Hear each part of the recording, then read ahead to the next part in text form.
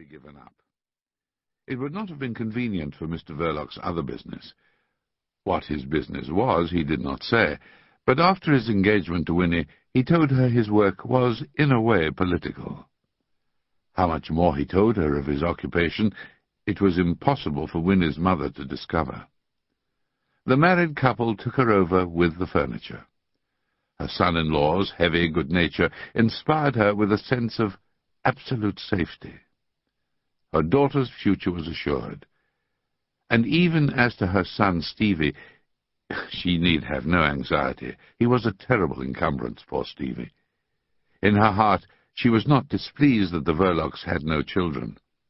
As that circumstance seemed perfectly indifferent to Mr. Verloc, and as Winnie found an object of semi-maternal affection in her brother, perhaps this was just as well for poor Stevie. For he was difficult to dispose of. He was delicate. He had learned to read and write, but as errand boy, he did not turn out a great success. He forgot messages, was diverted from duty by the attractions of stray dogs and cats, or by the dramas of fallen horses, whose pathos and violence induced him sometimes to shriek piercingly in a crowd.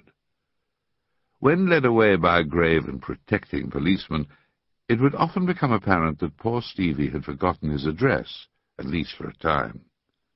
A brusque question caused him to stutter to the point of suffocation. However, he had never had any fits, which was encouraging, and before the natural outburst of impatience on the part of his father, he could always, in his childhood's days, run for protection behind the skirts of his sister Winnie. Now he helped his sister with blind love and docility in her household duties. Mr. Verloc thought some occupation would be good for him.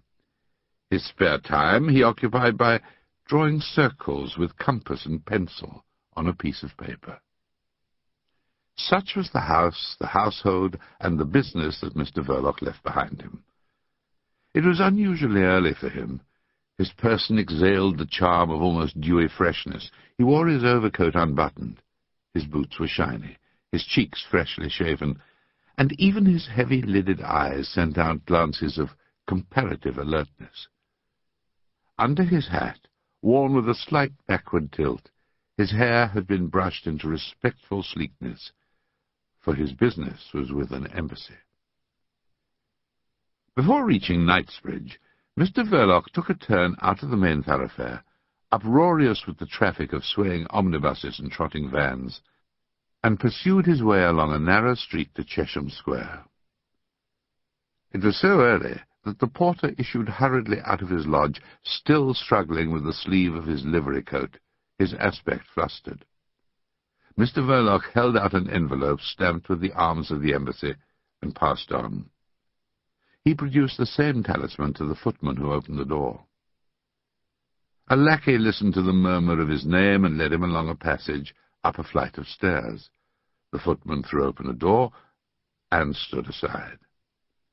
The feet of Mr. Verloc felt a thick carpet. The room was large, and a young man with a shaven big face was sitting in an armchair before a mahogany writing table. Mr. Vladimir, first secretary, had a drawing-room reputation as an agreeable and entertaining man, but there was no trace of merriment in the way he looked at Mr. Verloc. "You understand French, I suppose?" he said. Mr. Verloc stood in the middle of the room, clutching his hat and stick. He muttered unobtrusively something about having done his military service in the French artillery. At once, with contemptuous perversity, Mr. Vladimir began to speak idiomatic English without the slightest trace of a foreign accent. "Ah, yes. Let's see. How much did you get for obtaining the design of the improved breech block of their field gun?" 5 years' rigorous confinement in a fortress. "You got off easily," was Mr. Vladimir's comment. "It served you right for letting yourself get caught. Well, what have you got to say for yourself?" Mr. Verloc answered with some surprise that he was not aware of having anything special to say. He had been summoned by a letter. "Ah, What do you mean by getting out of condition like this? You haven't even got the physique of your profession. You, a member of the starving proletariat? Never. You, a desperate socialist or anarchist? Which is it? But anarchists, stated Mr. Verloc, in a deadened tone. You wouldn't deceive an idiot. How long have you been drawing pay from the embassy? 11 years, was the answer, after a sulky hesitation. I've been charged with missions to London while His Excellency Baron Stott-Woltenheim was still ambassador in Paris. Then, by His Excellency's instructions, I settled down in London. I am English. I am. A natural-born British subject, Mr. Verloc said stolidly. But my father was French. Never mind explaining. You are a lazy fellow. In the time of Baron Stott-Woltenheim, we had a lot of soft-headed people running this embassy. They caused fellows of your sort to form a false conception of the nature of a secret service fund. It is not a philanthropic institution. I've had you called here on purpose to tell you this. What we want is activity. Activity. You give yourself for an agent provocateur. The proper business of an agent provocateur is to provoke. As far as I can judge from your record, you have done nothing to earn your money for the last 3 years. Nothing, exclaimed Verloc. I've several times prevented what might have been. There is a proverb in this country which says that prevention is better than cure, interrupted Mr. Vladimir. We don't want prevention. We want cure. He paused, and turning over some papers, spoke in a business-like tone without looking at Mr. Verloc. The old Stott-Woltenheim times are over. No work, no pay. Mr. Verloc felt a curious sensation of faintness in his stout legs. He raised his head bravely. Mr. Vladimir bore the look of heavy inquiry with serenity. What we want is to administer a tonic to the conference in Milan. Its deliberations on international action for the suppression of political crime don't seem to get anywhere. England is absurd with its sentimental regard for individual liberty.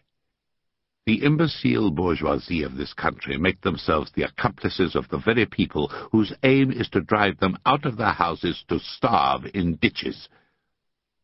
I suppose you agree that the middle classes are stupid. Mr. Verloc agreed hoarsely. They are. They have no imagination. What they need now is a jolly good scare. This is the psychological moment to set your friends to work. I have had you called here to develop to you my idea. And Mr. Vladimir developed his idea from on high, with scorn and condescension, displaying at the same time an amount of ignorance as to the real aims, thoughts, and methods of the revolutionary world, which filled the silent Mr. Verloc with inward consternation. Once he opened his mouth to protest, but the raising of a hand arrested him. Very soon he became too appalled to even try to protest. A series of outrages, Mr. Vladimir continued calmly, executed here in this country. They need not be especially sanguinary, but they must be sufficiently startling, effective. Let them be directed against buildings, for instance. What is the fetish of the hour that all the bourgeoisie recognize, eh, Mr. Verloc? Mr. Verloc shrugged his shoulders slightly. The fetish of today is neither royalty nor religion. Therefore the palace and the church should be left alone. Of course there is art. A bob in the National Gallery would make some noise, but it would not be serious enough. Art has never been their fetish. It's like breaking a few back windows in a man's house. Whereas, if you want to make him really sit up, you must at least try to raise the roof. The demonstration must be against learning, science. The attack must have all the shocking senselessness of gratuitous blasphemy. What do you think of having a go at astronomy? In an uneasy, dog-like growl, Mr. Verloc repeated the word. Astronomy? Mr. Vladimir exhibited his white teeth in a smile. There could be nothing better. Such an outrage combines the greatest possible regard for humanity with the most alarming display of ferocious